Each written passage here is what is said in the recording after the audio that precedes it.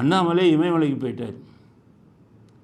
இமயமலைக்கு போயிட்டு குகைகளில் போய் இந்த இவங்கெல்லாம் பாபாக்கள் எல்லாம் இது இருப்பாங்க தியானம், அங்கே போய் இவர் உட்காந்து தியானம் பண்ணியிருக்கார். எப்படி புது பாசம் அண்ணாமலைக்கு இமயமலை மேலே வந்தது, இதில் வந்தது, தியானத்து மேலே வந்தது, ஒன்றும் புரியலை.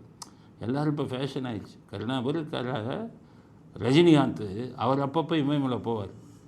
அப்பப்போ இந்த யோகிகள் பாபாக்கள் இவங்க இருக்கிற குகை உள்ளெல்லாம் போய் தியானம் பண்ணுவார். அதை பார்த்துட்டு தான் நடிகர் சிம்புவும் போனார், அங்கேயே சுற்றிக்கிட்டு இருந்தார் இமயமலையிலே. அதுக்கப்புறம் பார்த்திங்கன்னா அதுக்கப்புறம் திரும்பி வந்துட்டார். அது மாதிரி இப்போ ஒரு ஃபேஷன். அண்ணாமலைக்கு எப்படி இந்த ஆசை வந்ததுன்னு தெரியல.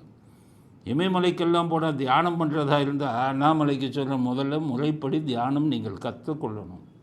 அது மட்டும் இல்லாமல் தியானத்தை உங்கள் வாழ்க்கையில் அனுஷ்டித்தவங்களாக இருக்கணும். தியானம்ங்கிறது ஒரு சக்தி, அதை சக்தியை வெளியில் கொண்டு வரக்கூடியது. அந்த சக்தியை வெளியில் கொண்டு வரும் முறையை ஒரு குருவை வச்சு கற்றுக்கணும். அதுக்கப்புறம் தான் போகணும். ரஜினிகாந்த் போகிறாரு, அவர் படம்லாம் நல்லா ஓடுது, நம்மளும் போவோம், நம்மளும் தியானம் பண்ணுவோம், நம்ம அரசியலில் பெரிய ஆளாகலாம்னு நினச்சிங்கன்னா அது நடக்கவே நடக்காது. அண்ணாமலை அவர்களே, முதல்ல அங்கே போகிறதுனா மிக சுத்தமாக இருக்கணும். வாழ்க்கையில் நேர்மையை கடைப்பிடிக்கணும். பொய் பேசக்கூடாது, ஃப்ராடு பண்ணக்கூடாது, மற்ற எல்லா தில்லு முள்ளு பண்ணக்கூடாது. இது எல்லாத்தையும் பண்ணக்கூடிய அரசியல்வாதி நீங்கள் போய் இமயமலைக்கு போனீங்கன்னா அது எத்தனை பாபாக்கள் குடியிருக்கும் இதில் குகையில் போனாலும் அது சக்திங்கிறது வராது. அதனால் முதல்ல நல்ல குருவாக பார்த்து தியானம் கற்றுக்கணும். அந்த தியானத்தை வாழ்க்கையில் தூய்மையை கடைப்பிடிங்க. பொய் சொல்கிறது, ஃப்ராடு பண்ணுறது, பித்தலாட்டம் பண்ணுறதெல்லாம் பண்ணக்கூடாது அப்படிங்கிற ஒரு தூய்மையான வாழ்க்கையை வாழணும்.